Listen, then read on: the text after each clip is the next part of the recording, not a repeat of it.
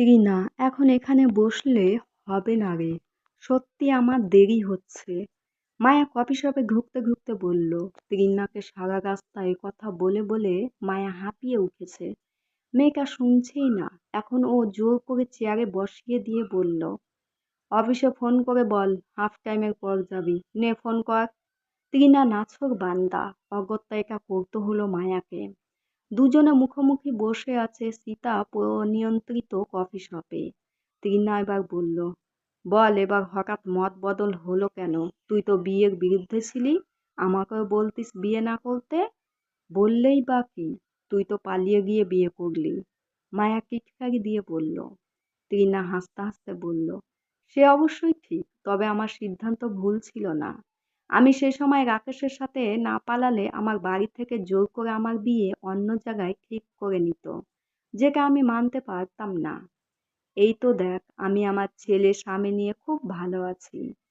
মায়া মলিন হাসল। ত্রিনার প্রশান্তিময় হাসি দেখে নিজের বিবাহিত জীবনকে বিদ্রূপ করতে মন চাইল। তোর শ্বশুরবাড়ির গল্প বল এবার। কে সে লাকি মহাপুরুষ যে সুন্দরী বুদ্ধিমতী উচ্চ শিক্ষিত মায়ের জীবন সঙ্গী হলো? তৃষ্ণা যতটা উত্তেজিত হয়ে জিজ্ঞেস করলো, ঠিক ততটাই হতাশ হয়ে হয়ে মায়া বলল, ইন্দ্র রায়, আয়কর ভবনের উচ্চ পদস্থ অফিসার। আমার শ্বশুরবাড়ি জয়েন্ট ফ্যামিলি। ওরা 3 ভাই, সবাই বিবাহিত। তৃষ্ণা মায়াকে থামিয়ে দিয়ে বলল, এই ওয়েট, তোকে এত বড় পরিবারে বিয়ে দিয়েছে? তুই তো ছিলি ছোট্ট পরিবারে মা বাবার একমাত্র সন্তান হয়ে। তোর সমস্যা হয় না? আর সমস্যা? বিয়ের পর সবাইকে তো অ্যাডজাস্ট করতে হয়, নয় কি? টিনা মায়ের হাতটা ধরে বলল, এই মায়া, সত্যি করে বল তো, তুই কি ভালো আছিস? মায়া কয়েক সেকেন্ড চুপ করে থাকার পর মৃদু হেসে বলল, আমি ভালো আছি। না, তুই ভালো নেই। তুই বড্ড বদলে গেছিস। আগে তোর অনর্গল কথা আর জোরে জোরে কথা বলার জন্য আমরা পাগল হয়ে যেতাম। আর এখন তুই এত ভেবে কথা বলছিস। কি হয়েছে মায়া, আমাকে বল। আমি না তোর খুব কাছের বন্ধু। তীর্ণার মুখে অস্থিরতা ফুটে উঠেছে বন্ধুর বদলে যাওয়া আচরণ দেখে।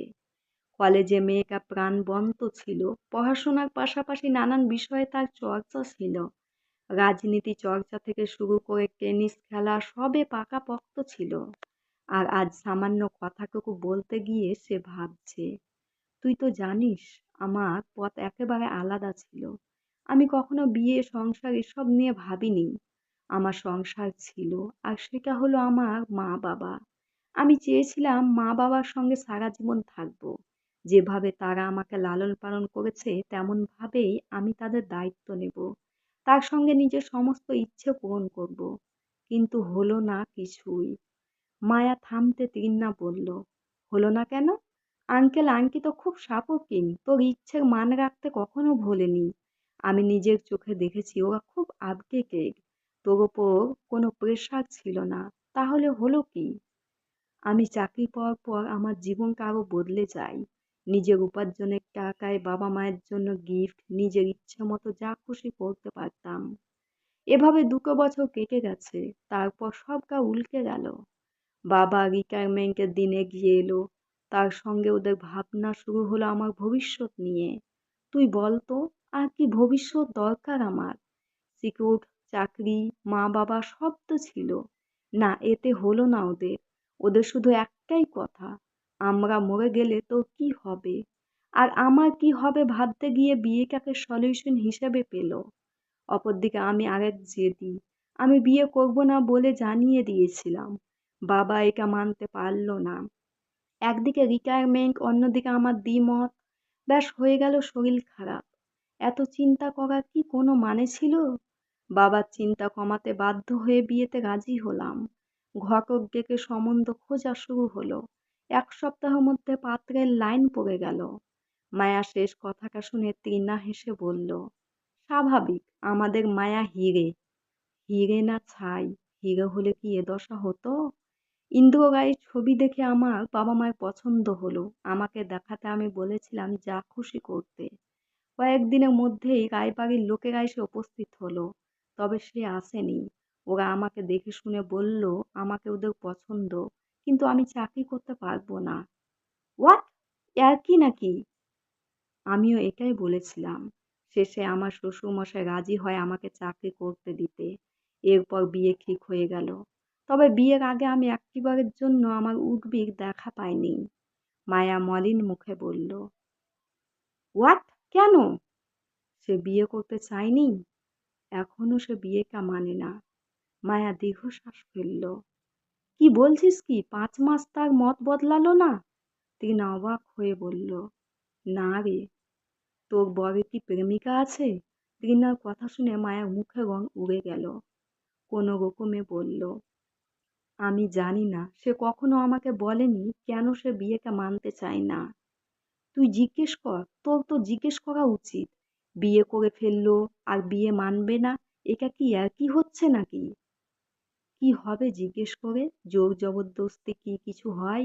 এই যে মা বাবা আমার কথা ভাবতে গিয়ে আমাকে এরকম একটা জীবন উপহার দিল, এখন পস্তাচ্ছে তো?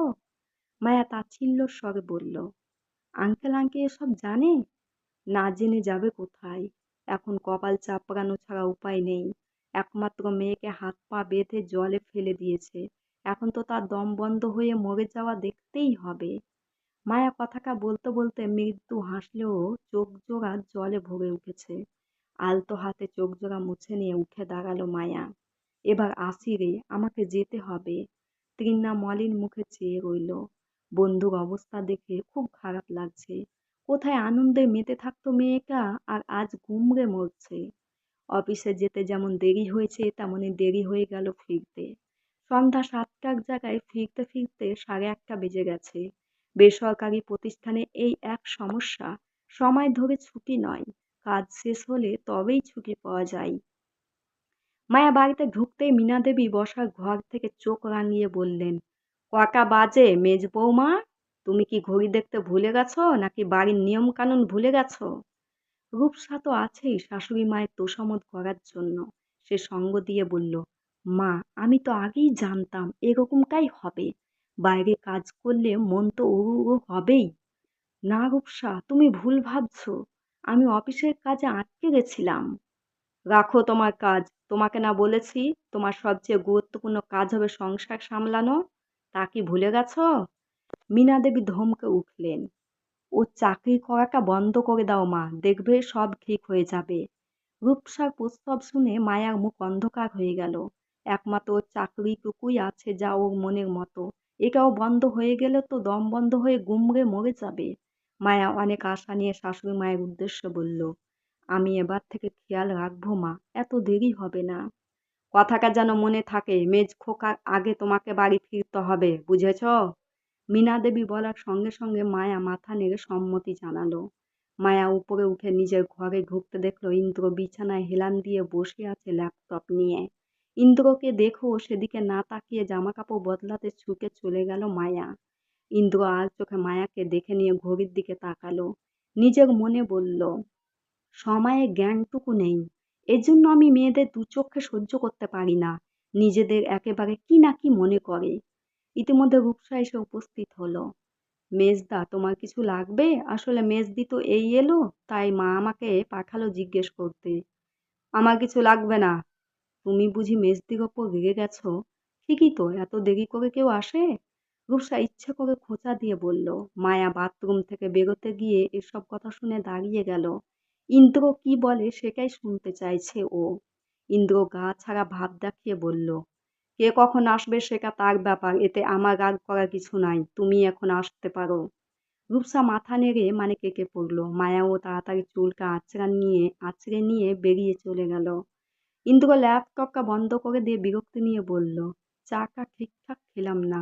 কে যে চাটা বানিয়েছিল কে জানে, চিনি গোলা চা খেয়ে মাথা ব্যথা শুরু হয়ে গেছে।